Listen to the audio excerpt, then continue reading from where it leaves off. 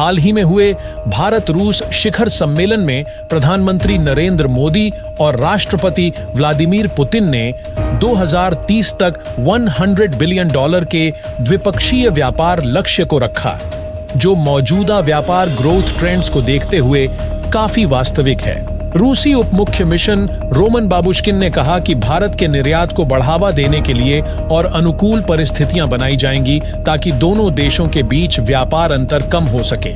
संयुक्त बयान में कहा गया कि भारत की आत्मनिर्भरता की खोज के जवाब में साझेदारी एडवांस्ड डिफेंस टेक्नोलॉजी और सिस्टम्स के को डेवलपमेंट और जॉइंट प्रोडक्शन की ओर पुनर्निर्देशित हो रही है। दोनों पक्षों ने रूसी मूल के हथियारों को बनाए रखने के लिए भारत में अन्य उत्पादों और स्पेयर पार्ट्स के संयुक्त उत्पादन का समर्थन करने पर सहमति व्यक्त की।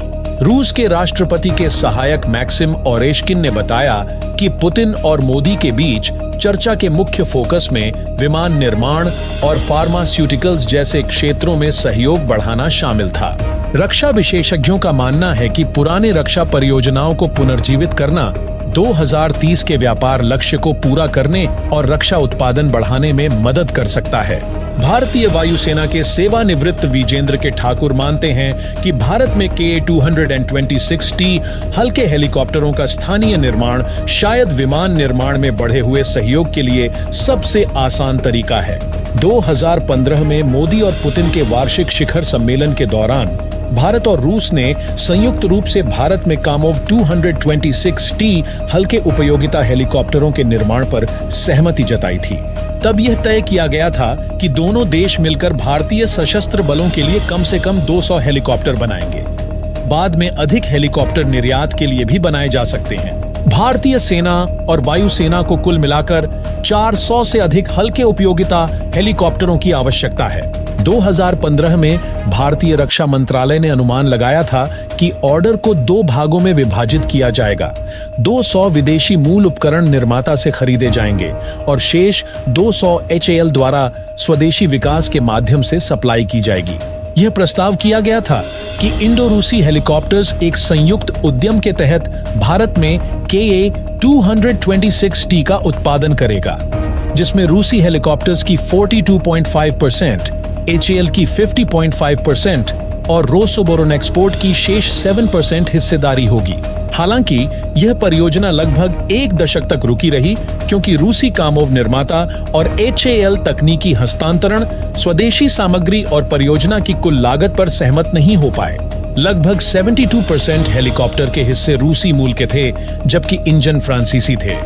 हालांकि प्रारंभिक अनुबंध चर्चाओं में रूस ने 60% स्वदेशीकरण का वादा किया था। यह भारत को आकर्षक नहीं लगा, जो वर्तमान राजनीतिक व्यवस्था के तहत पूर्ण स्वदेशीकरण की मांग कर रहा है। भारत ने नवंबर 2019 में रूस से उच्च स्तर के स्वदेशीकरण की समीक्षा करने का अनुरोध किया और मॉस्को ने इस अपील को स्वीकार कर लिया। इंडो रूसी हेलीकॉप्टर्स लिमिटेड के CEO NM श्रीनाथ ने डिफेक्सपो 2020 में बताया कि भारत में निर्मित हेलीकॉप्टरों में लगभग 70% रूसी घटकों का स्वदेशीकरण किया जाएगा।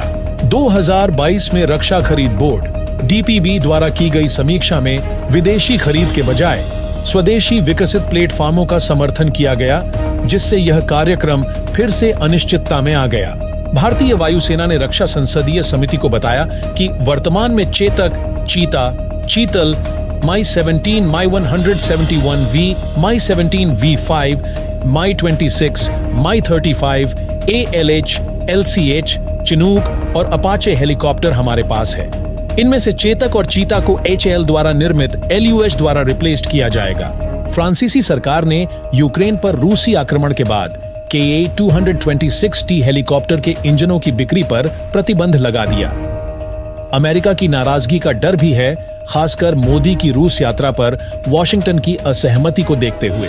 ठाकुर ने तर्क दिया कि KA-226T उत्पादन को पुनर्जीवित करने की संभावना फायदेमंद हो सकती है।